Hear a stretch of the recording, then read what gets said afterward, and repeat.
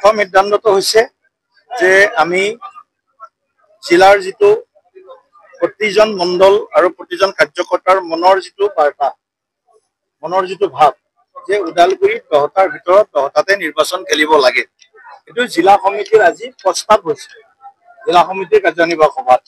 সেই প্ৰস্তাৱটো আমি আমাৰ কৰ্ণধাৰ সমিতিলৈ প্ৰেৰণ কৰিব জিলা সমিতিয়ে। তাতে আলোচনা হ'ব আৰু সম্পূৰ্ণ আলোচনা হ'ব, ইন ডিটেইলছ ডিছকাশ্যন হ'ব আৰু পৰৱৰ্তী সময়ত আমি এটা চূড়ান্ত সিদ্ধান্ত ল'ম। বক্তব্যৰ কোনো প্ৰতিক্ৰিয়া নাই।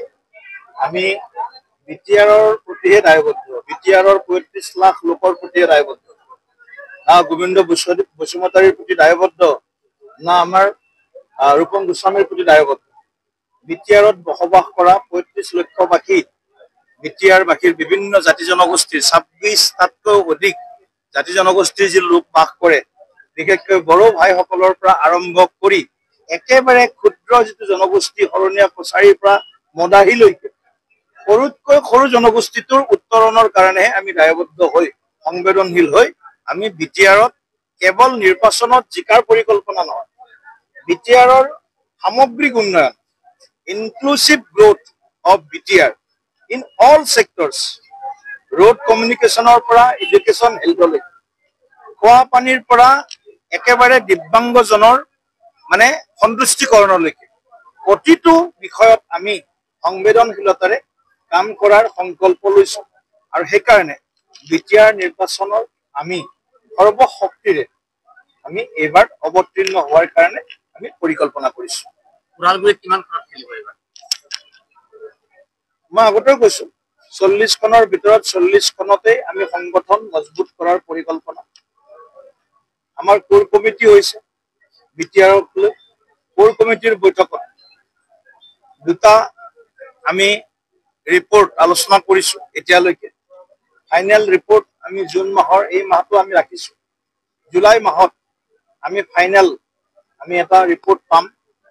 বুথত শক্তি, সামৰ্থ্য, সাধ্য, সাধন কি কি আমাৰ আছে, মানে SWOT এনালিচিছ যিটো কোৱা হয়, strength and weakness, opportunities and challenges, যি যি আছে গোটেই কথাবিলাক আমি এনালাইচিছ কৰি আমি এটা বিটিআৰৰ ৰাজ্যৰ এই অঞ্চলটোত আমি স্থায়ী শান্তি আৰু সামগ্ৰিক উন্নয়নৰ ধাৰাটোক আৰু অধিক শক্তিশালী কৰাৰ কাৰণে আমি কাম কৰিম। প্ৰধানমন্ত্ৰী শ্ৰীযুত নৰেন্দ্ৰ মোদী ডাঙৰীয়া, গৃহমন্ত্ৰী অমিত শ্বাহ ডাঙৰীয়া, আমাৰ মাননীয় ভৱিষ্যদৰ্শী মুখ্যমন্ত্ৰী, কৰ্মদক্ষ মুখ্যমন্ত্ৰী ডক্টৰ হিমন্ত বিশ্ব শৰ্মা ডাঙৰীয়া, লগতে বিটিআৰ প্ৰধান প্ৰমোদ বড়ো ডাঙৰীয়াৰ যি একে যুগলবন্দী, এওঁলোকৰ নেতৃত্বত যি বিটিআৰৰ যি শান্তি আৰু উন্নয়ন বিগত 4 বছৰত আমি দেখিবলৈ পাইছো, ভিজিবল হৈছে গোটেই কথাবিলাক। সেই প্ৰক্ৰিয়াটোক যাতে কোনেও স্তব্ধ কৰিব নোৱাৰে, তাক যাতে অধিক শক্তিশালী কৰিব পৰা যায়, সেইটোতহে আমি কনচেনট্ৰেট কৰিম। মুখ্যমন্ত্ৰী মহোদয়ে এটা স্থিতি গ্ৰহণ কৰিছে যে প্ৰমোদ বড়োৰ ক্ষেত্ৰত যিটো স্থিতি লৈছে, সেই স্থিতি আমাৰ সেই যিটো স্থিতি মুখ্যমন্ত্ৰী ডাঙৰীয়াৰ, সেইটো কেৱল মাননীয় মুখ্যমন্ত্ৰী ডাঙৰীয়াৰ স্থিতি নহয়, ভাৰতীয় জনতা পাৰ্টীৰ প্ৰতিজন কাৰ্যকৰ্তাৰ এইটো মনস্থিতি যে হাগ্ৰামা মহিলাই ডাঙৰীয়া আৰু প্ৰমোদ বড়ো ডাঙৰীয়া য'ত নিৰ্বাচন খেলিব, সেই MCLA সমষ্টিটোত ভাৰতীয় জনতা পাৰ্টীয়ে প্ৰাৰ্থিত্ব প্ৰক্ষেপ নকৰে।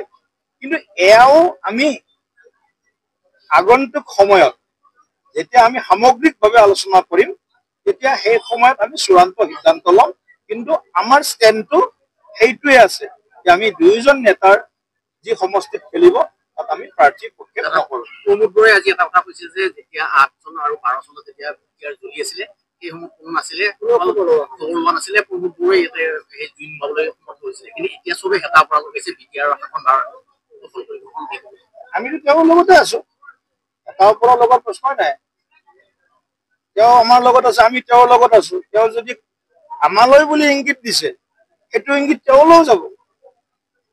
মই ভাবো প্ৰমোদ বড়োৱে ইমান ইমেচিউৰ্ড কথা নকয়, বহুত মেচিউৰ্ড পলিটিচিয়ান প্ৰমোদ বড়ো, বহুত ৰিচাৰ্চিষ্টিক তেওঁৰ মানে এটিচিউড। গতিকে প্ৰমোদ বড়ো ডাঙৰীয়া এজন, মই আজি আকৌ কম, সম্ভাৱনাপূৰ্ণ অসমৰ এজন যুৱ নেতা। গতিকে আমাৰ কোনো ধৰণৰ ক'তো ফাক নাই আপোনালোকে অলপ মাজে মাজে ফাঁক আনিব বিচাৰে, একাংশ সংবাদ মাধ্যমে ফাঁক আনিব বিচাৰে। আমাৰ মাজত কোনো ফাঁক নাই, আমি ফলা বাঁহ নহয় গোটা বাঁহ।